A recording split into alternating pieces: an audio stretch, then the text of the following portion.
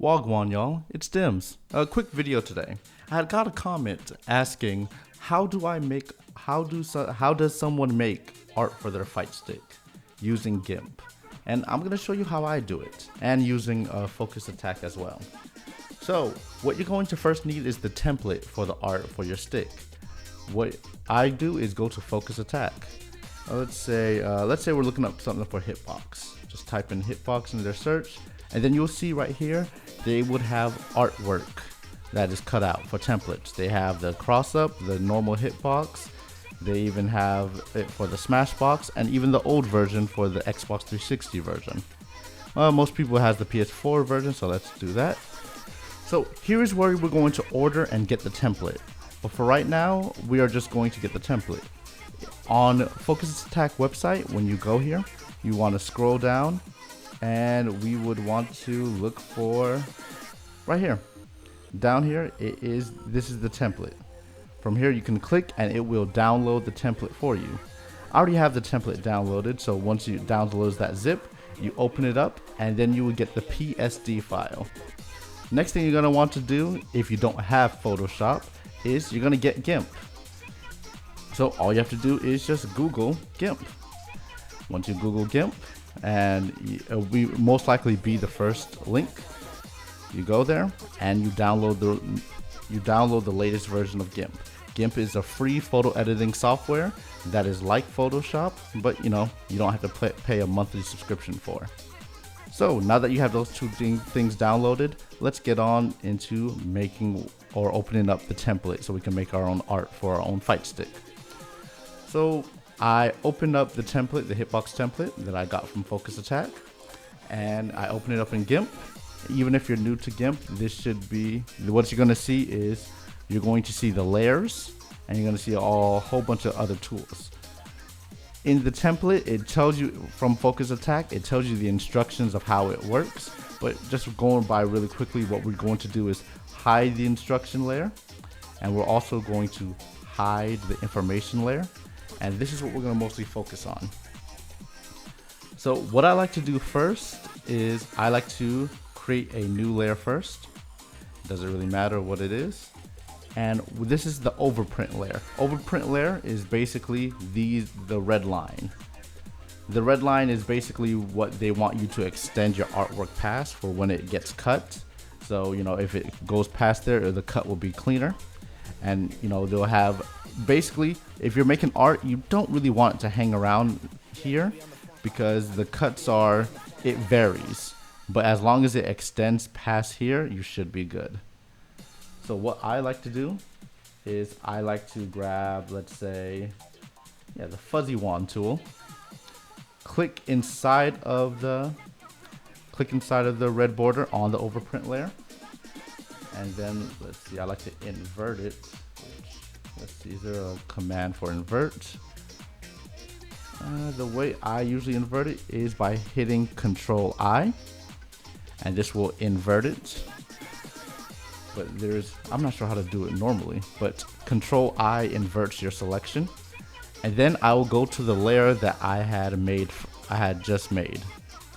If you go to a different layer, the selection is still the same. And now I am going to use a color. I'm going to pick a color and fill in that layer. So the simple way to do that is getting the bucket fill tool. If I still know where that is. Okay, there it is, the bucket fill tool. So what you want to do is get the bucket fill tool and fill that layer with a certain color. However, for this color, you want to use something gaudy. You don't want to use a black or a white because it won't show properly. Right now my settings is on white, so I'm just going to use this quick swap and swap it to the green. So what I did just now is I made the outside of the red line green. I'm using that for my own cutoff. So I'll just say, I don't know, I'm gonna name this layer cutoff, just if you want to be formal about it. The next thing I like to do is click on the layout layer. Then grab your fuzzy wand tool, and I want to click on inside of every single button, because there's two things you should click on. You should click on the inside of the button, and you should click on this middle part of the button. But I want them both selected at the same time, so I'm going to shift click. I'm going to click this, then I'm going to hold shift and then click here, hold shift, click here, here, here, inside, inside here, inside there, inside here, inside there. I'm not clicking on the lines itself, and I'll show you why we're doing these. So as you can see, you know, as I continue going on, I'm clicking and I'm clicking. And the way I am zooming in and out is I'm holding control and using my scroll wheeling in and out. Next, I want to grab these studs, and I want to shift click them so they're all a part of the same selection. So these are the studs that on your hitbox, that's going to pierce into your art. So that's what you want to just keep shift clicking. We're going to shift click, and bam. Now everything is selected that I want to be selected. I'm going to add a new layer. And when I add a new layer, it's still selected like how I showed you before. The selection's still there. And now let's grab another color, or let's just make another color. Something that's bright and gaudy so I know it. Now let's go for purple. And I'm going to do the same thing I did last time. Grab the paint bucket tool and hit fill in. All right. And then I am going to hit Control A so I can unselect it. And right now what you see is I had filled in all the areas that I shift clicked. And this is what I am going to call my button fill layer. So basically the reason why I did this was, well, these are where the buttons and the studs of the stick is going to lie. So that means whenever you put down your art, this is what's going to cover your art. So just so you know what's going to happen, it's going to be explained later when I bring in the art. This is just going to show you what's going to be obscured when you put down your art on your Rio stick. Speaking of the art, we are going down to the art layer. It says add your artwork here. What I like to do is I like to use more than one layer. So I like to just create a folder here. I'll create a folder and then I would move this add your art here inside the folder. So that means I'm using the whole folder, and I would just call this art folder so I could just keep organized. So it says add your artwork here. Well, I do have a piece of artwork that I want to add just for this example. I am really loving Bomb Rush Cyberpunk right now. So I'm going to drag and drop this in and I can see my art. But obviously, if it's showing me like this, the art's a little small. So what we're going to do is we're going to click on the scale tool.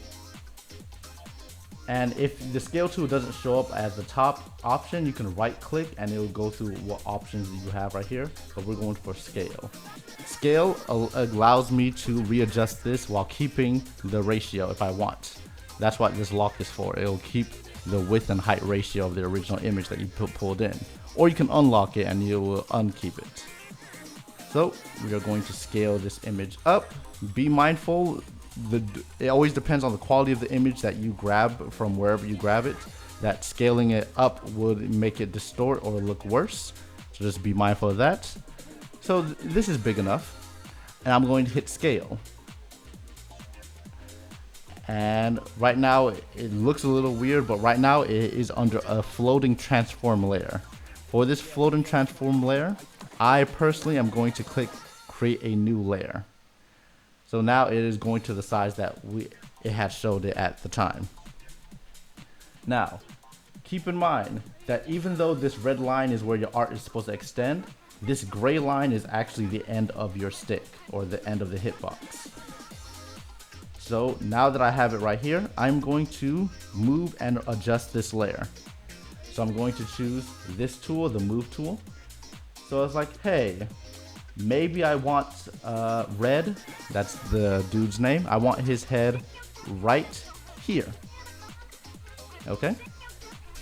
So when I put it right here, I can see there's like now whites here. There's white here and white up here. This is going to show me that if I print it like this, it's going to be white over here on my actual stick. And I don't want that. So I'm going to shift it over a bit more, or I'm going to make it bigger but I'm going to shift it in a way that I do not see any more white, and it is pretty well extended. And hey, I like that. So I can see, since I put color in the buttons and the studs, that when I do print this, my buttons will cover here, it'll cover here. This is the parts of the art that the buttons are gonna obscure. And I'm happy with this, because I got the portion of what I want on my stick, and I don't really care if my buttons obscure this part. I think it might actually look cool. Now, next thing I'm going to do is, I'm just gonna add another piece of art, just because.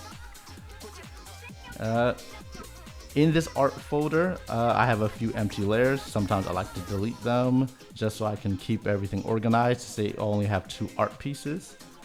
And keep in mind of the hierarchy of the arts that you put in. So whatever is at the top layer is going to show above what's at the bottom layer. So if I move this logo layer down, the background layer that I have, or the background image that I have of red and stuff, is going to go over the logo, which means you won't see the logo. So I'm going to move the logo up a layer so you can be able to see the logo, so it's obscuring the one that's at the bottom.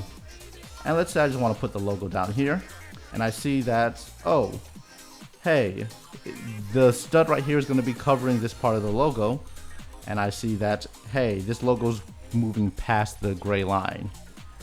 What that's going to show me is when it's cut and I put it on my stick, this portion is not going to show on my stick, and I kind of want it to. So I'm going to put it down here, and let's say if it wasn't the correct size, I'll go back to the scale tool. Maybe I want it smaller, I'll scale it down smaller. Also in the scale tool, if you click inside this middle area, you'll be able to move it.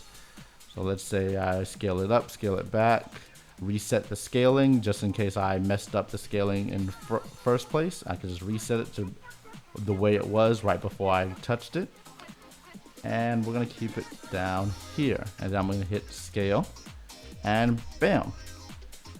Even though this part is getting cut off, I don't mind. I actually like it like that.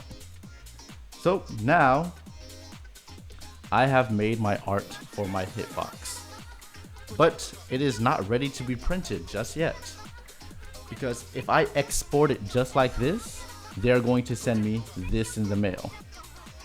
And I'm not sure, you might like this, you might not, but just for clarity's sake, let's say I don't like this. Like, let's say it looks like this. When you export your art for it to be printed, the way that they open the file and see it is what they're going to print. So if you have these layers still unhidden, and so it looks like this is what they're going to print. You don't want that. Alright, so let me press the I to hide this layer, and hey, let me hide the cutoff layer with the green, so I can see exactly how far it extended past the red line. You would want to make sure your art extends past the red line so it can have a better cut. But if your artwork for some reason doesn't extend past the red line, you can just leave, I guess, all this green here, and technically it means your artwork's extended past the red line, but that's up to you. So let me get rid of the green, and hey, let me get rid of all the purple too. See, that looks good to me. One thing that FocusAttack does whenever they print their stuff is if they have a template on their site for printing, when they print the button holes, you will get the pieces of the art inside the buttons. And I do have another video on my channel saying, hey, if you want to put art inside your buttons, which buttons to use, and if you print from FocusAttack, they'll give you the art here. So what is showing me right now is, if I do get this printed, these are the arts that's going to be printed inside the buttons. Now it's up to you whether you want to use that art inside your buttons, or you're just going to go with, buttons without art. That's all fine. It's just going to show, they're going to still cut this for you just in case.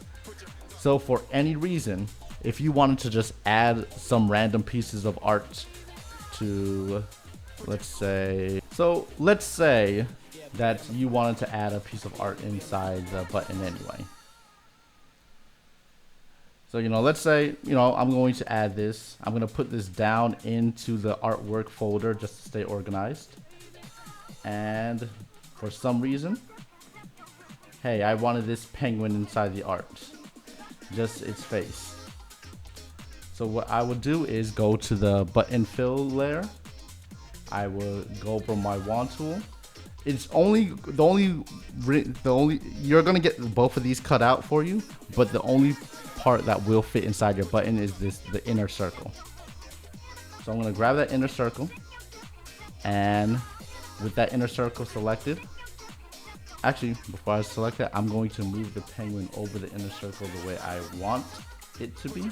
Let's just say for example purposes is like this. And now I am going to cut and then print.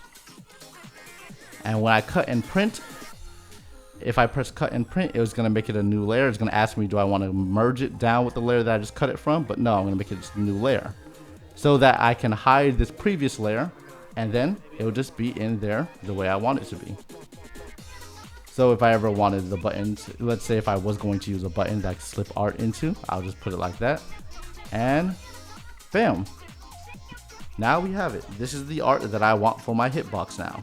So what do I do next? So FocusAttack, when you submit your art, they say you can submit it in a lot of forms. A JPEG, a PDF, a PNG, but it's recommended a .psd or a Photoshop file. GIMP can export as .psd. What you're going to have to do is first, save your work if you want, and then hit File and go down to Export As. When you go to Export As, this is where you would want to name it. So let's say I want to name this Hitbox Bomb Rush Cyberpunk Art. And then you want to make sure, just in case you get some of your files mixed up, I like to always add, this is going to be for print. Not prompt, print. Then after that, it's going to ask for the extension. It is going to be after the period, and we're going to do .psd. And then we're going to export it. It's going to take a minute, and then bam, it's exported. So now I can close this. But one thing I do like to do, it is a very good habit to do this, is, I like to save my work now, and then I would close GIMP. I'm not saving it. And then you might see the files like this. This is what I want to print, because I have it named for print, and it's .psd. Just in case, double click it and open it up again. Because when you open it up, whatever you get is what they're gonna get. And whatever they get, they're going to print. They're not gonna move around your layers for you. They're not gonna unhide or redo anything for you when you send it to FocusAttack. They're just gonna print it as is when they open it up. This is what I want to be printed as is when I open it up. So now that I just double checked, I know this is exactly what I want. Now I will go to the FocusAttack website. I would now try to order it. It says, how do you want your buttons insert cut? You can choose a variety of options. I just leave it as Sanwa. It asks how many buttons you want cut. You can choose the first 6, or you can just choose all 8. I'm going to choose all 8. And then it says, choose a file. And with the file, I am going to go to here. It says, this is the file that I want. It is for print. And I'm going to press it here. From there, you're able to hit add to cart. And when you upload your own artwork and hit add to cart, it takes about 5 minutes or so for it to go through and put it in your cart. So your screen's not frozen. It did get your input. You just have to be a little patient. Then it's going to just go on its way and I guess do whatever computers do so it can get your order ready for you and put it inside your cart. Now, with that said, you can do this by yourself, because doing it through FocusAttack, it obviously comes with a cost plus shipping. Shipping will vary wherever you live in the world if they ship to your country. And so you can do this yourself if you have a print shop close by to you, or if you have your own big printer that can handle this. See, now it's in my shop. Now it's in my cart. And I'll just go to view my cart so I can see what's what. So here it is again. It says my configuration, my button inserts, and then it says this is what I want printed. It'll show me the file name, and it says this is my estimated total before shipping. So usually this is going to take you around $20. If you do this yourself, like in your own print shop, it's going to be cheaper, but the print shop is going to be basically going to ask for the exact sizes and stuff. So that'll be on you to find out what size print do I need, printer paper, and all that good stuff. And then on top of that, even with a print shop, they're not going to cut out the buttons for you. It'll be on you to grab an X-Acto knife to cut out your own buttons. FocusAttack will handle all that for you. So that is how you make your own art using GIMP and FocusAttack for your own Fightstick. If they do have your template, you're in luck. If they don't have your template, there is something called a custom template. I'm going to put it in the description if I can't find it in this quick search. Custom art template. Where is it? There it is. Custom art template.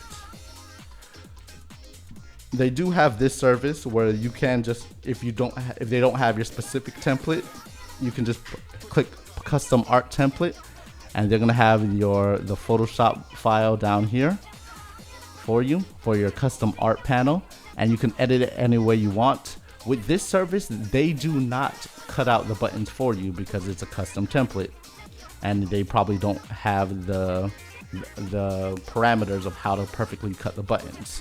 So this means they will still print it and ship it for you. The cutting out the buttons will be left to you. So with all that said and done, I hope this video was helpful, and I hope you did learn something. And if you are picking up GIMP to learn how to do this more often, I do say good luck on your GIMP ventures. Have a great one.